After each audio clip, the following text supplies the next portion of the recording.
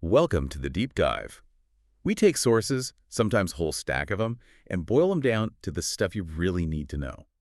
Today we're digging into a story that, well, it really proves that old saying. Sometimes the greatest pressure makes the most beautiful thing. We're looking at a moment when the federal government tried pretty hard to wipe out a whole counterculture movement with the force of law.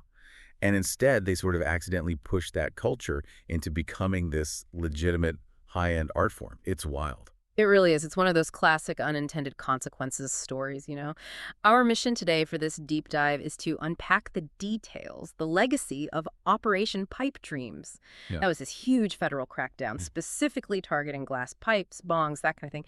And we'll trace how things went from like federal prison to these six-figure art gallery sales. We're using our source material to really map out the timeline of the sting and what happened after. It's quite a transformation. Okay, yeah, let's unpack that. We kind of have to start right when the hammer dropped, February 2003. Because this wasn't some slow burn, right? This was big, coordinated. That's exactly right. The date you need to remember is February 24th, 2003. That's when the DEA and the Department of Justice, the DOJ, launched Operation Pipe Dreams. It was massive, a coast-to-coast sting, and the explicit target was manufacturing and selling what they called drug paraphernalia. How massive are we talking? Because the number of indictments, it feels like they were sending a message way beyond just, seizing a few bongs. Oh, the scale was definitely meant to send a message. It was devastating. They hit 55 individuals across 35 separate federal indictments. And this wasn't just small head shops, though they were included. It targeted bigger online sellers, too, the ones who were just getting established. And the immediate financial hit. Raids wiped out warehouses, shut down websites. The feds seized over $2 million worth of glass and equipment right off the bat. Wow. Yeah. It was designed to just completely choke the life out of the whole commercial side of things. So for an operation that big, crossing state lines like that, they must have had a pretty specific legal tool they were using. What was the statute? How could they treat glass like contraband? They really lean hard on 21 U.S.C. Section 863. Now, this was a revision of paraphernalia law from back in 1990, and its use had been kind of shaped by a Supreme Court case, posters and things from 94. Basically, this law let the government target the intent of the seller, not necessarily prove actual drug dealing was happening right there. The perceived intent, though, right? That feels key. Exactly, the perceived intent. It criminalized selling or shipping these objects across state lines if the seller reasonably believed the item would be used with illegal drugs. So this put the artists, the glassblowers, and the retailers directly in the crosshairs. They were treated almost like co-conspirators just for making and shipping a piece of glass. Okay, so this is where it stops being just about laws and becomes like cultural history. Yeah. Because they didn't just go after unknowns. They needed a face for this, a symbol, and they found one in, well, a counterculture legend, Tommy Chong. Absolutely. Chong was, without a doubt, the poster child. The government clearly wanted that visibility. His company, Nice Dreams Entertainment, which operated as Chong Glass, was a prime target. And the consequences for him were very severe and extremely public. And what actually happened to him? What were the final penalties that made everyone else in the industry just, freeze? He ended up pleading guilty to one count of conspiracy, served 9 months. 9 months in federal prison, plus a $20,000 fine, and he had to forfeit $100,000. The government really wanted to show nobody was safe no matter how famous. And that Free Tommy Chong slogan, it was everywhere. But it also highlighted just how serious the legal risk was for anyone making this stuff. Right, but it wasn't just celebrities, was it? What about the regular artists, the smaller businesses? What was the ripple effect on them? That's such a critical part of this. The collateral damage was huge. Jason Harris from Jerome Baker designs a really big name in functional glass. Even then, he was indicted too. His whole studio, all his inventory seized. He ended up with house arrest, probation. The reaction across the community, it was immediate panic. Yeah, I can imagine. People must have been terrified. Yeah. Just shutting down operations. Sources say the reaction was exactly that, defensive and scared. Loads of shops quickly put up those for tobacco use only signs, trying to create some kind of legal fig leaf.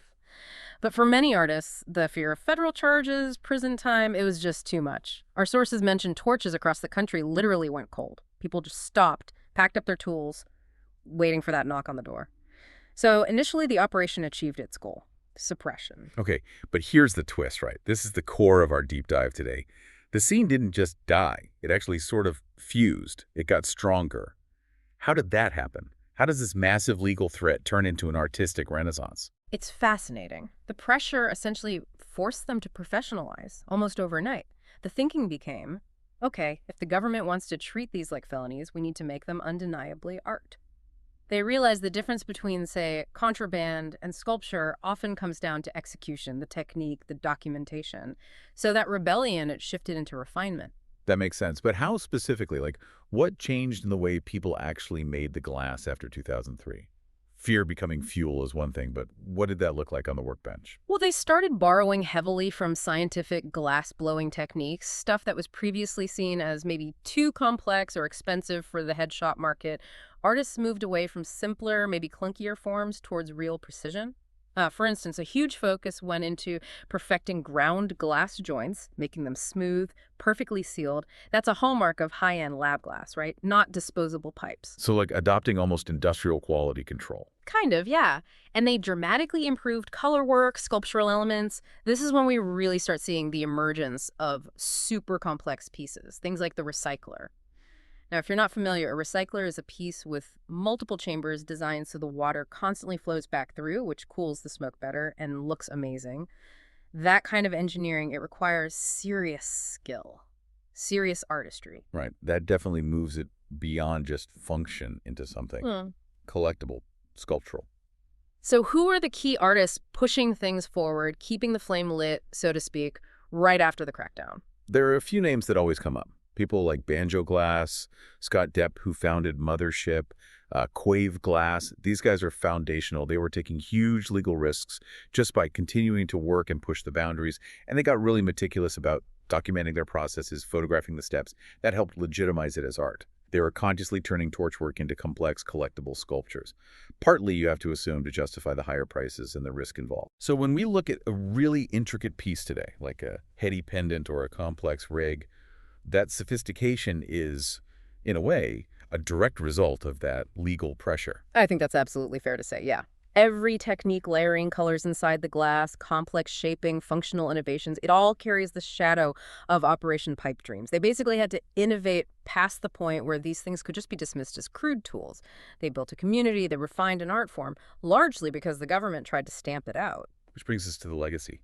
How did we get from that 2003 crackdown to, legit gallery shows and pieces selling for six figures just a decade later? Well, by the 2010s, we were definitely seeing the rise of what's called the functional art era, and the term heady glass became common. That refers specifically to these high-end, artistic, usually one-of-a-kind pieces. They prioritize aesthetics, complexity, the artist's vision, way over just mass production. And yeah, these stopped being cheap novelties. Prices climbed into the tens of thousands, sometimes hitting six figures. They started getting featured in actual art galleries. And the culture itself started telling its own story, right? I think our sources mentioned that documentary, Degenerate Art, from 2012. Yes, exactly. Degenerate Art really captured that whole transformation. It highlighted how the DEA raid wasn't the end, but actually the catalyst, the spark for this artistic renaissance. It kind of solidified that narrative. Repression breeds resistance, resistance fuels creativity. It really is the ultimate irony, isn't it? Looking back now, 2 decades later, Operation Pipe Dreams just failed, utterly failed in its goal to kill the culture. Completely, undeniably. Today, glass blowing like this is widely seen as a legitimate fine art form. Those same kinds of objects that were seized as evidence as contraband are now sought after by serious collectors. They're in private collections, sometimes even displayed in museums. And the people they targeted, icons now. Tommy Chong served federal time, and now he's just a celebrated cultural figure. Right. And Jason Harris of Jerome Baker. He's running legal studios, operating openly. The industry largely lost that constant fear of federal raids, especially with state laws changing around cannabis. So the very craft that agents were busting in 2003 now sits comfortably in art galleries and, maybe most fittingly, in legal, licensed dispensaries all across the country. It's the final proof of that pivot from underground crime to legitimate commerce and art. So pulling it all together for you listening, this story is just a powerful example, isn't it? A major federal attempt to dismantle a culture actually ended up formalizing it. It forced creators to elevate their work, hone their skills, and demand recognition as fine artists, all driven by resistance. Yeah, Operation Pipe Dreams tried to kill the culture, but instead, it forged it. Made it stronger, maybe more beautiful. So Yeah. as you reflect on this, think about it. Every time you see one of these incredibly detailed, complex pieces of modern glass art, the intricate colors, the perfect joints, the way it functions, maybe consider that it exists partly because of that resistance. It honors the risk taken by those artists who kept their torches lit when it was dangerous, who pushed back during that crackdown. It's a history that's literally baked into the art itself.